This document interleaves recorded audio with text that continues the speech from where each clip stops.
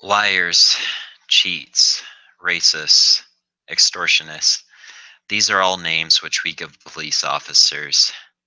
For some reason, we feel that those who are supposed to be enforcing the law are trampling upon our personal freedoms and are taking advantage of the innocent. Today, I would like to talk to you about the common misconceptions of police officers and how we can learn from these men and women.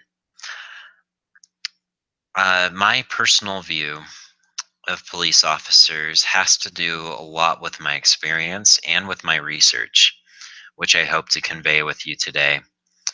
Today, I'd like to inform you of these common misconceptions which we have about those who enforce the law and protect us from harm.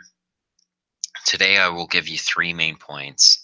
The first one being that um, that police officers are so condescending, that they have this high up attitude about themselves, that they think that they're better than us, and that the reason why they don't show much emotion, for example, when they're giving us a speeding ticket, is because they think that they're better than people and that they can misuse the law in order to gain something from other people. I would like to say that this is a common misconception. First off, the first factor that I would like to consider is that police officers are frequently having to deal with more reality on an everyday basis than any of us do in our entire lives. From the officers I've talked to, they've seen horrific car accidents. They've had people fire guns at them. They have to deal with a lot of stress.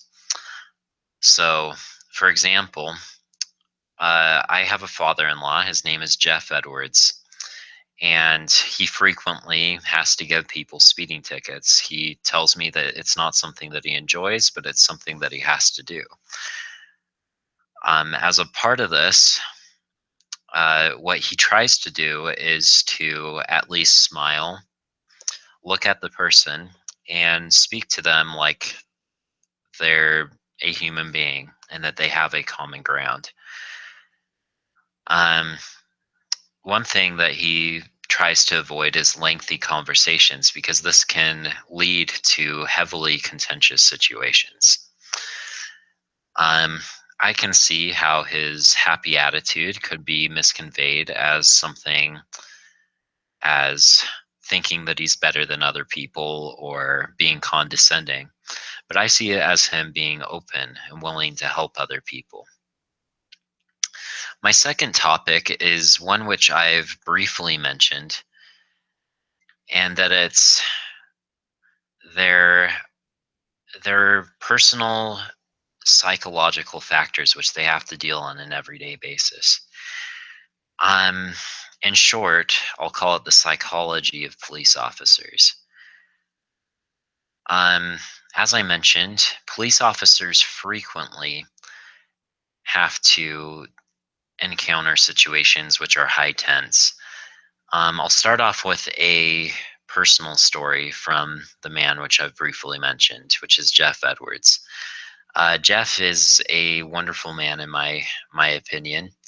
He's someone who has to deal with Fabry's disease, which is a terminal illness, and he has to be on dialysis every week.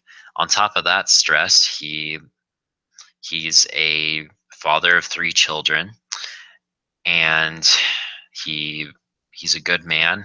Um, However, he suffered from a very horrific accident. One which was so horrible to where he doesn't have memory of being hit necessarily, but the people around him told him that he flew so high from this car that hit him while he was conducting traffic that he went over a traffic light. This, of course, led him to many injuries throughout his body, everywhere from his legs to his ribs, He was cut up and bloody. It was one of the most horrible experiences he had to deal with. Um, and on top of that, his walkie-talkie was broken because that's where the car hit him. So it was a while before he received adequate help. Um, he developed a motto out of this, that after going through such a hard experience, don't sweat the small stuff. In fact, he's even given me that advice from time to time. As me and my wife have had to deal with challenges, don't sweat the small stuff. And that's because there are many horrible experiences which people have to go through, many difficult experiences that these officers face every single day. Um, my third misconception, which I'd like to bring up today, is that there are more victims out of having police officers than there are um, people being protected. This, I think, is probably the biggest misconception we have.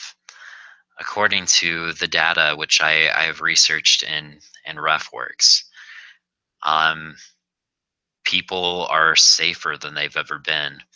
And on top of that, more at risk of being harmed are the officers. Um, because officers, as a very last resort, will resort to violence. For example, Jeff Edwards, which I've mentioned throughout the speech, he has said that he's never had to fire a gun. He's had to point it, but he's never actually had to fire it. The only situations in which police violence needs to occur is if their lives are threatened. And even at that, he told me of an experience where he of this wasn't his personal experience, by the way, but it was an experience from his coworkers that they encountered a man who was suicidal, and he was moving the gun all over the place. He had it towards his head, he was waving it around. um, the officers were about to fire their guns at him, but he shot himself in the head. um, but however, this was an experience where they needed to use their best judgment. They needed to make sure that um, that they weren't firing, that they didn't have an easy, quick trigger on that gun. Um, Another example, which I'll give, is with gang violence. Frequently, you'll see that police officers are when a mob breaks out in the city, they're holding shields, and they have, if necessary, they have a bar that they need to use. Um, in conclusion, I would like us to look at these officers and see them as the inspired, helpful people as they are. I understand that there's bad cops out there, that there are cops which misuse authority. However, today I'd like to open your minds to this part of our population, and I would like to extend a an invitation for us to thank an officer. If you meet a police officer, even if he pulls you over, remember to say thank you, because these officers are our protection in this country. We need these people. They're the ones who are protecting us from danger. They're the ones that are always looking for ways to help us.